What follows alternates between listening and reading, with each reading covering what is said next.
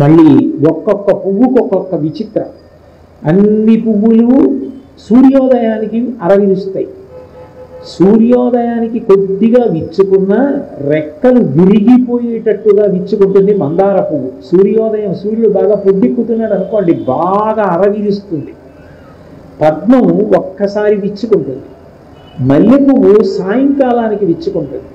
అందుకే సంధ్యాకాలంలో తాండవం చేస్తాడు కాబట్టి యావత్ భూమి మీద తాండవం చేసిన ఒక్క శ్రీశైల పర్వతం మీద దిగుతాట. సంధ్యాకాలంలో ఒక్కసారి శ్రీశైల శిఖరం మీద దిగుతాడు కాబట్టి శంకరాచార్యుల వారు శివానంద లహరిలో ఆ 51వ శ్లోకం దగ్గరికి వచ్చేటప్పటికీ ఆ సంధ్యారంభ విజృంభితం శృతి శిరస్థానాంతరాధిష్ఠితం స ప్రేమ భ్రమరాభిరామమ సకృత్సత్వాసనాశోభితం భోగీంద్రాభరణం సమస్త సుమన పూజ్యం గుణావిష్కృతం సేవే శ్రీగిరి మల్లికార్జున మహాలింగం శివాలింగితం అన్నారు.